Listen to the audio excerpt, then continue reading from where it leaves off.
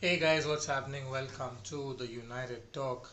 Manchester United won, Tottenham Hotspur 6, and after that horrendous result, really, I was expecting so much more on deadline day, and it was heartbreaking. I mean, we have lots and lots of things to talk about today, but I remember watching the 6-1 defeat against Manchester City in 2011 when Sir Alex Ferguson was there, and I remember watching that game and we got battered 6-1 because we got a red card and we were still trying to play the game we normally used to, attacking football, trying to win the game, and we were just very open at the back.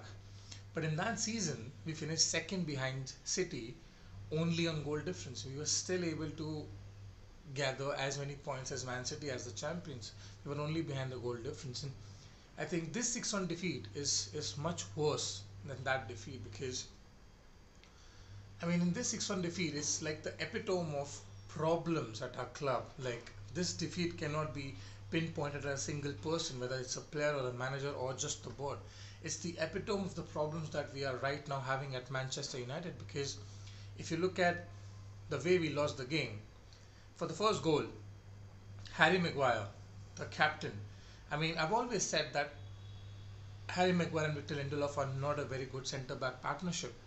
And if I would have to pick one of those two, I would pick Maguire because he's better in the air in terms of headers. He's taller and he's stronger, right? For the first goal, Harry Maguire doesn't head the ball properly to David De Gea, right? Makes a mess of that header, poor header, individual mistake, right? And then when Luke Shaw is about to clear the ball, he pulls down his own man. He pulls down Luke Shaw. He tackles Luke Shaw. So Harry Maguire for the second goal.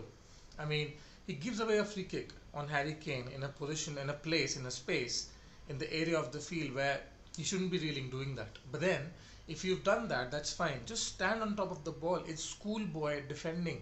And the first thing that you learn when you're learning how to be a centre back, how to be a good centre back, is when you commit a foul, you immediately either stand on the ball so that they don't get a quick free kick and you get someone else to do it, because that gives you time to just set your defense.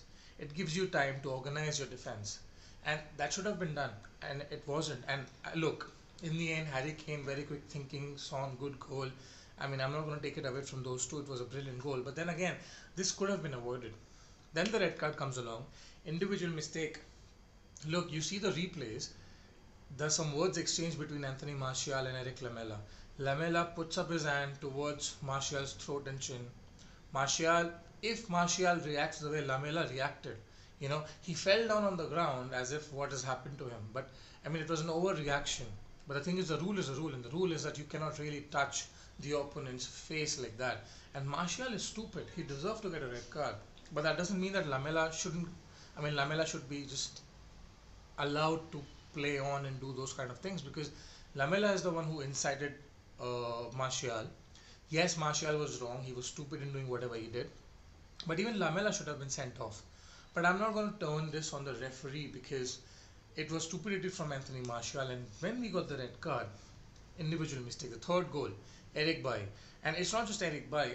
The third goal, and again, what you learn while defending, while learning to defend, is when you have too many opposition players surrounding your box, right, and they're not letting you play from the back, you, instead of trying to play passing football from the back, just smash the ball. You're down to 10 men, just smash the ball, don't take any risk, right? De Gea passes to Maguire. Maguire should have smashed it off, doesn't smash it off, gives it to Eric Bailly. Eric Bailly again tries to pass the ball. Harry Kane interception goal. It's a calamity of errors. Fourth goal, Harry Maguire. Why the hell is Harry Maguire on the left hand side? What is wrong with his positional sense? He's playing as a left back in that situation. Luke Shaw is covering as a centre back. Harry Kane puts a cross towards Harry Maguire, like towards Heung-min Son, from the right hand side of Tottenham, our left hand side, and he nutmegs Harry Maguire on a cross. Harry Kane nutmegs Harry Maguire through a cross, from a cross. Can you believe that? 80 million we paid for him. And I'm not scapegoating Harry Maguire over here. Because I know that he's been performing not up to the standard since past 2 months now, right? He's been making those mistakes. Both the defenders, Maguire Lindelof, Luke Shaw at times. Aaron and Bissaka hasn't had a good game in a long time. So I think the entire back four has to take the blame. The entire team has to take the blame.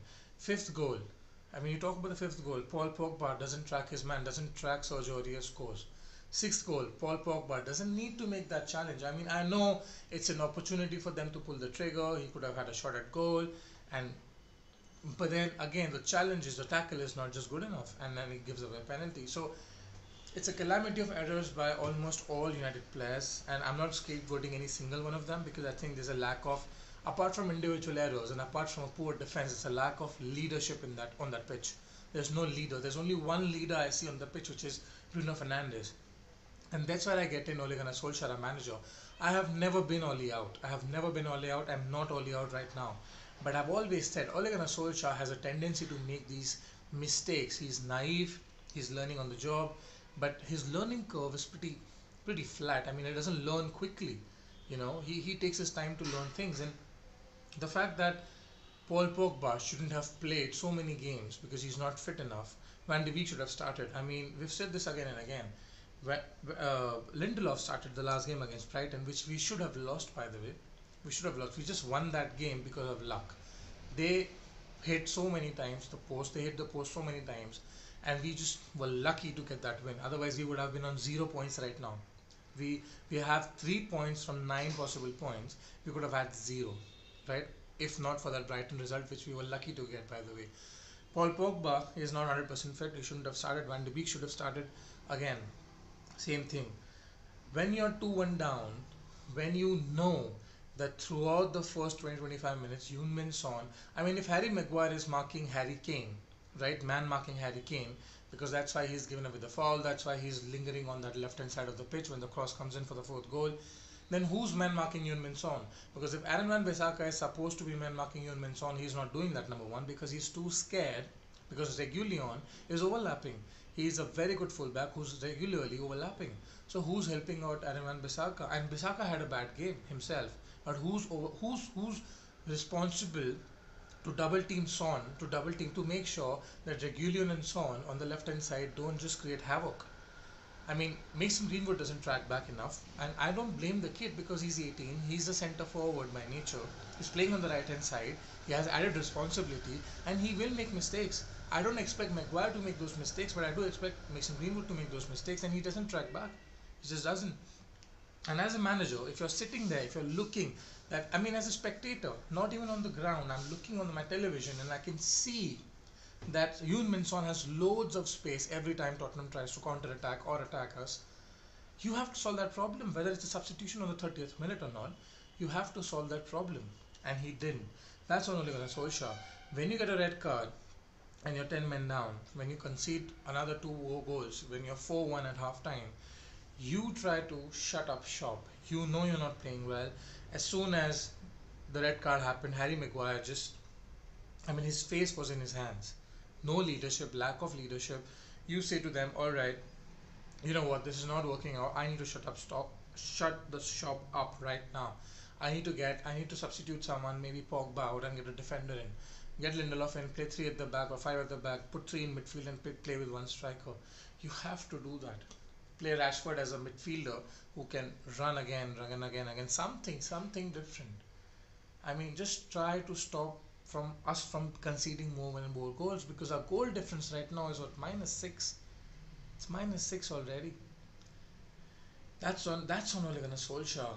How the hell on half time Bruno Fernandes is substituted, and I mean Matic is substituted, and on comes Fred and McTominay, and Paul Pogba plays the 90 minutes. I don't understand how did Paul Pogba play 90 minutes of that game. That's on Ole Gunnar Solskjaer, because that clearly did not work.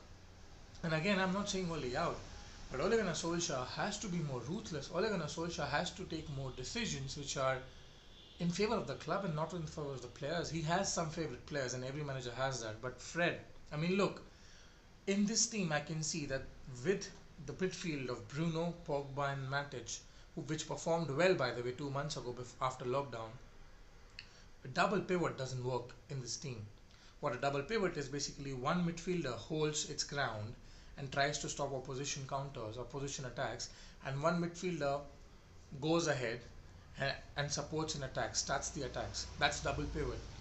That double pivot cannot work if Pogba and Matic play together, because Pogba is a liability in defense and Matic, he's the best, don't get me wrong, he's the best central defensive midfielder we have in that position. But Matic is slow. He's not mobile. He cannot move along. He cannot cover the distance of the entire pitch by himself. Not even in length, like horizontally. You know what I mean? So I think for me, if you have to play Bruno and Pogba together, it has to be Fred, because I mean, you can see that, I can see that after 3 games. I think Ole Gunnar Solskjaer, because he's the manager, because there's a coaching staff there, they should have seen it before. They should have seen it before. There has to be a change right over there, because Matic and Pogba were overrun in midfield. Even before we got the red card, they were overrun in midfield, which is surprising for me. I mean, which is really surprising. That defense is not working out. And then the board. I mean, look, I talked about the players and the individual mistakes and there being no leadership. I talked about the manager and the problems that he's not able to solve. And I'm still not saying only out because of this board. Now, like I said in my previous videos, it's very important to point the finger in the right direction. Now, the right direction here is the board, because in the past 8 years, we've had David Moyes, we've had Louis Van Gaal, we have Jose Mourinho, and now Ole Gunnar Solskjaer, right?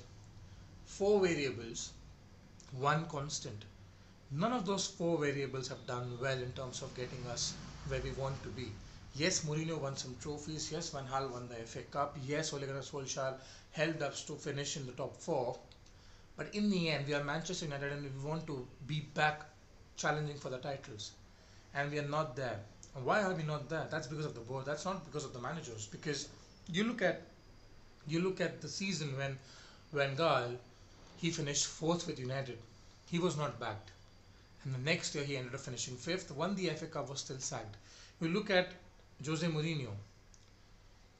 He was backed when we were in the Europa League with Zlatan and Mkhitaryan and Bailly and Pogba. And then when he finished second with that team, he wasn't backed. He was just given Fred in the transfer window. He was crying out for a defender.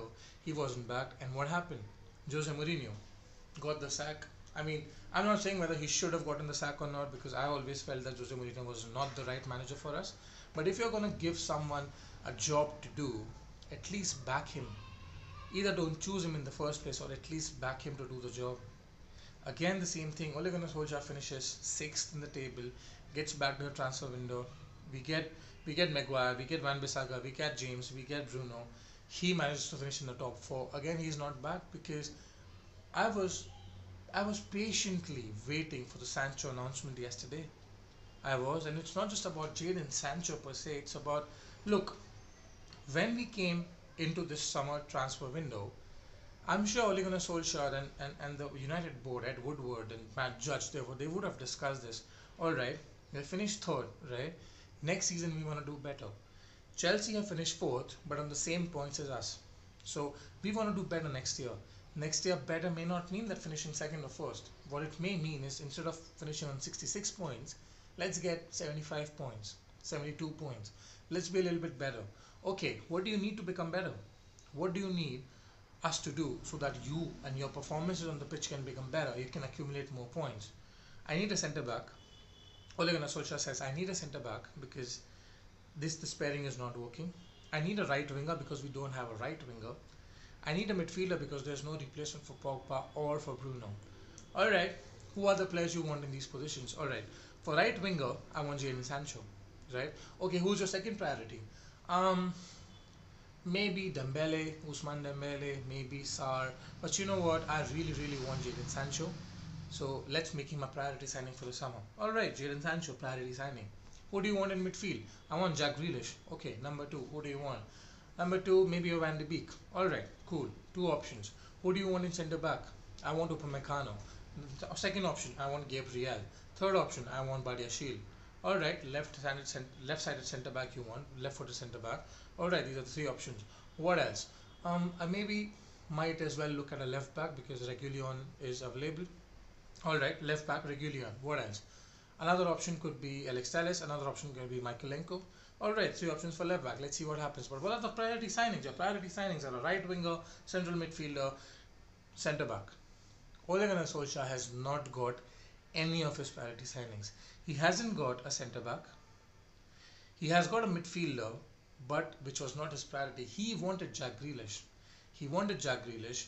Jack Grealish was too expensive. We all agree. He got a very good signing in terms of Donny van de Beek, but that happened early, relatively early, because of Edwin van der Sar, and we've said that enough times. Edwin van der Sar was there to make sure that Van de Beek to United happens quickly. So he got his midfielder. What about a right winger? We played this game with Borussia Dortmund. We played this game, and I said this in the last video as well. They played the same game like they played with Alex Telles with Porto, with Borussia Dortmund for Jadon Sancho, because I mean, think about it like this. Alex Telles has 1 year remaining on his contract. He can go for free. In January, he can sign for free. He's 27, turning 28 soon. So his value is going to be down, and there's United ended up pushing this deal, dragging this deal out for 3 or 4 million, 5 million maximum. And they were asking for 18 million pounds. We got him for about 12 to 13 million pounds.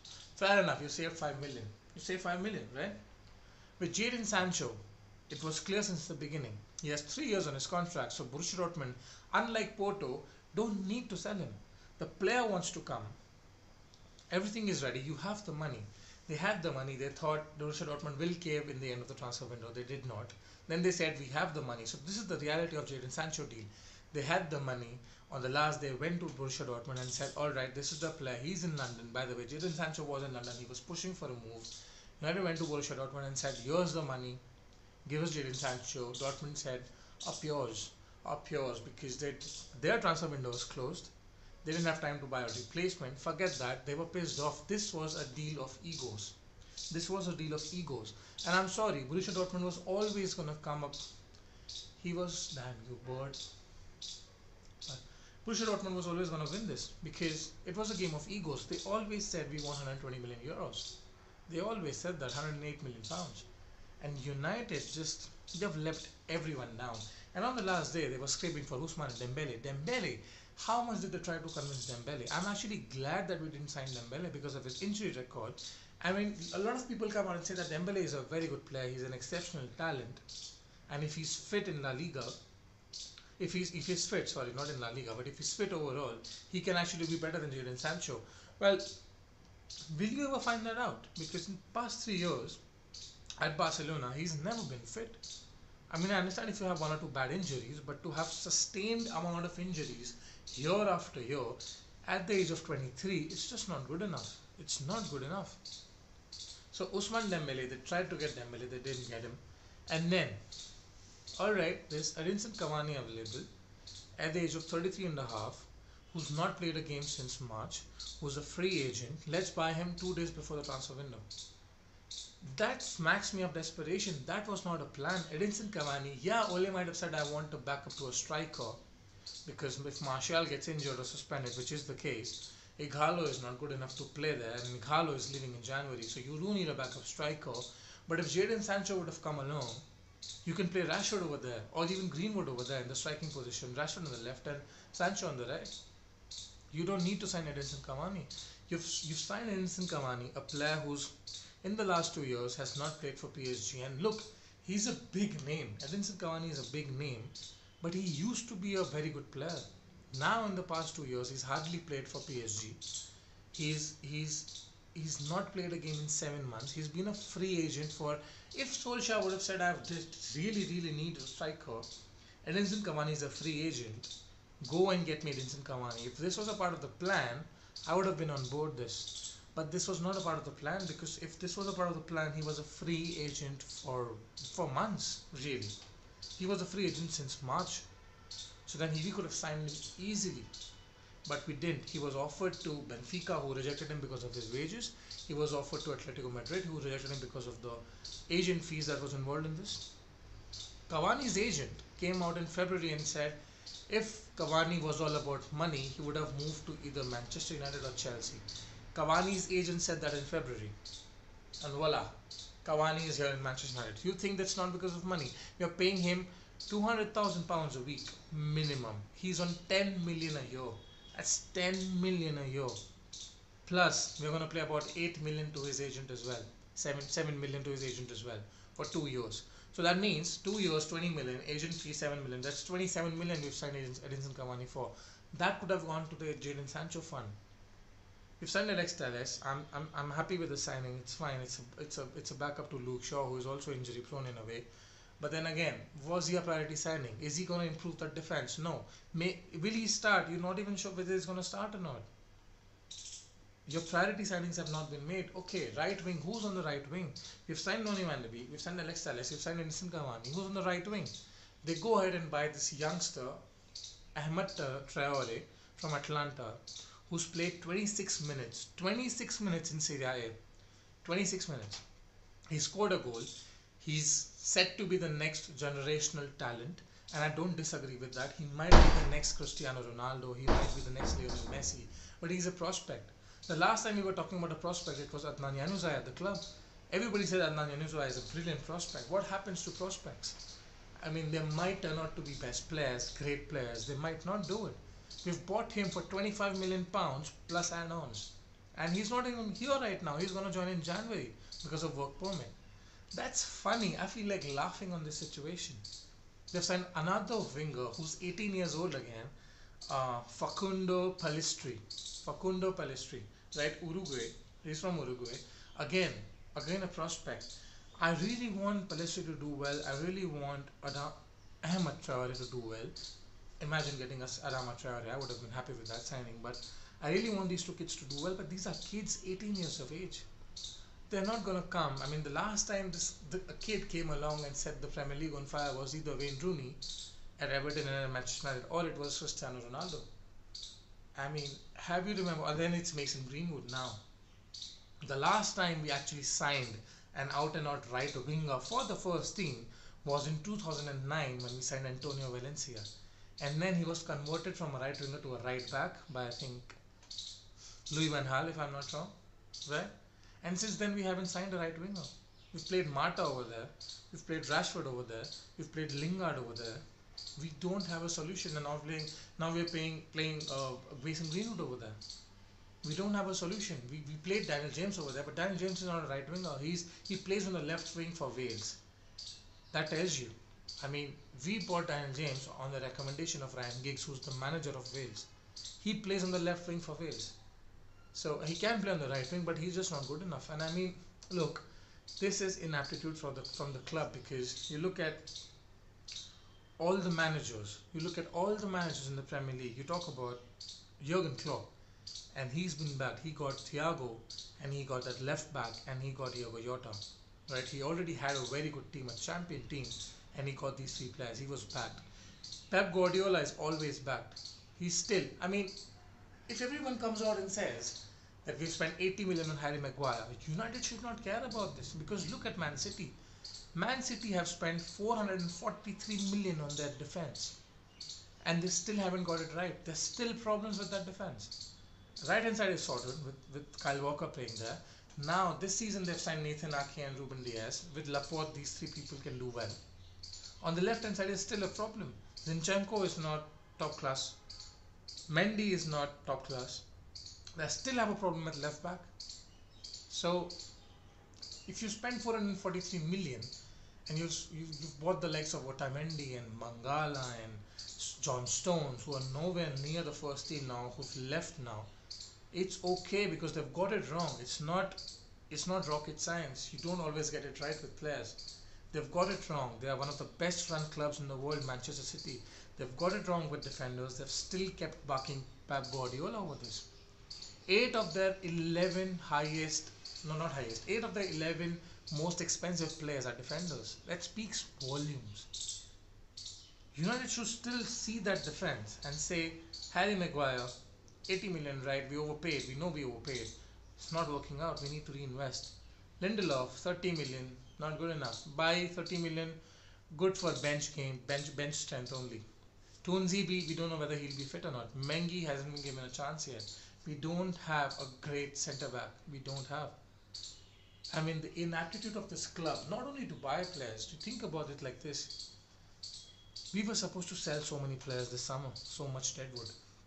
All we do is loan deals. Not only can we not buy players, we can't even sell players. I mean, We didn't even sell Alexis Sanchez. We let him go for free. The only person we sold was Chris Smalling, which was in the dire hours of the transfer deadline day. He was signed by Roma 2 hours before the deadline ended on Monday, and he always wanted to go. Roma always wanted to buy him. So our net spend, I mean, we are so inapt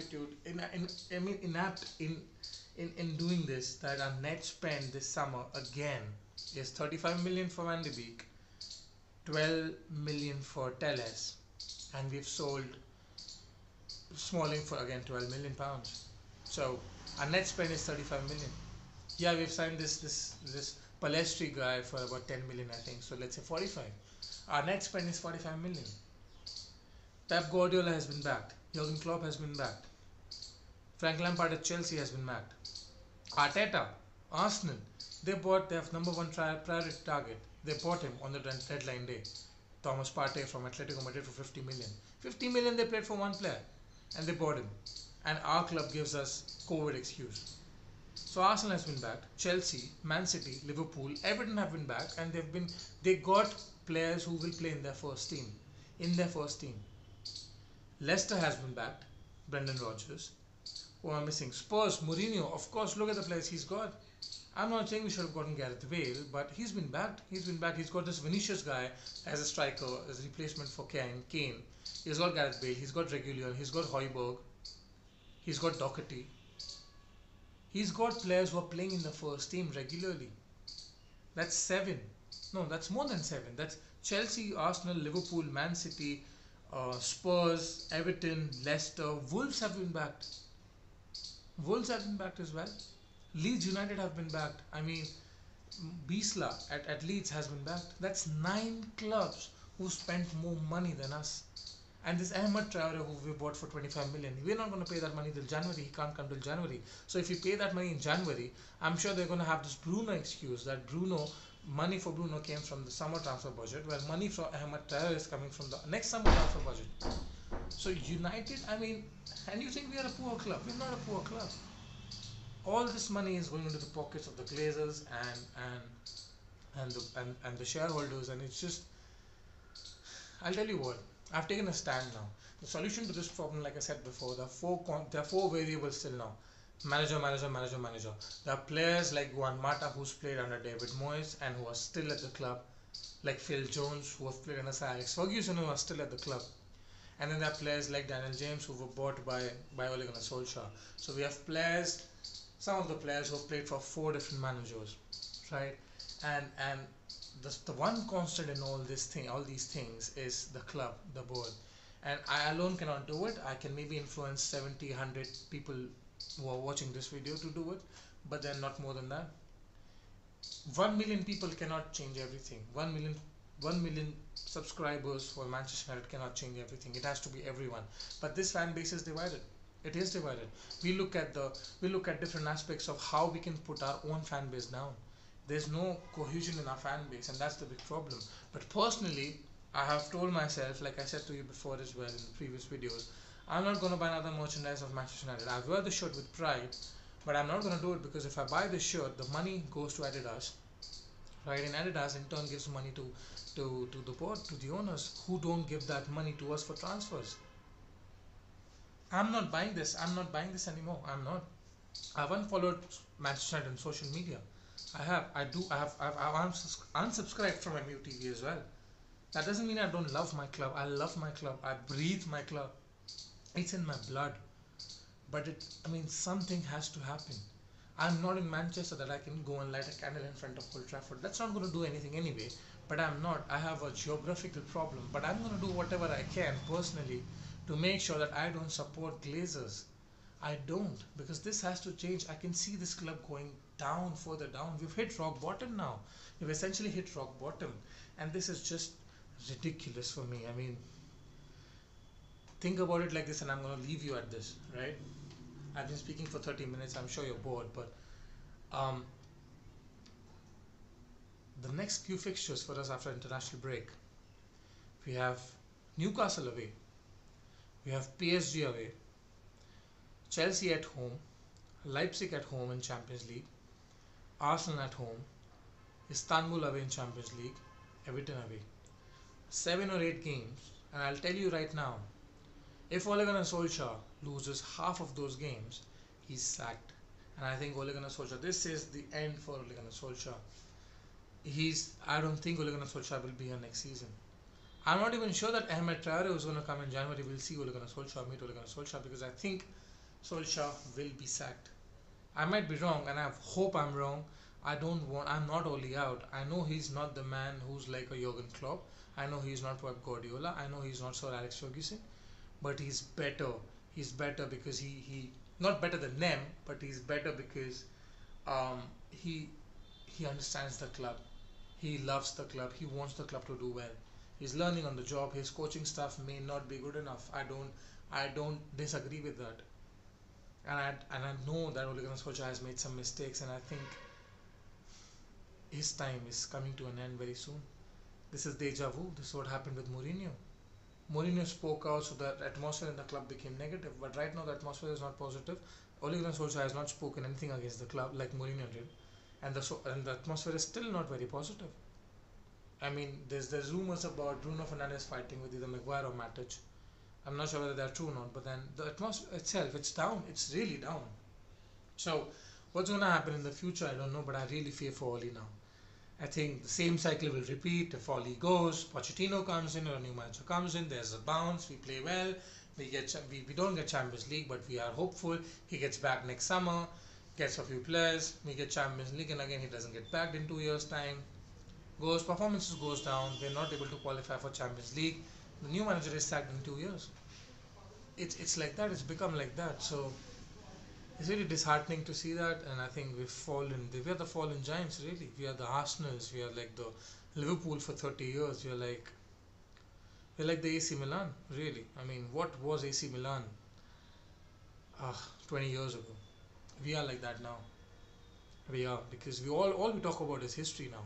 All we talk about is history, because our present is really bad, and our future doesn't look that great, because we do have some really good young talent, but with these owners, I don't think anyone can do anything. Do let me know what do you think about this transfer business that the club has done, guys. If you're new to the channel, please don't forget to subscribe and hit that like button. Hopefully, we are able to put on some performances and get that winning momentum going. But with that fixture list, I'm really scared for Ali. Till the next time, take care.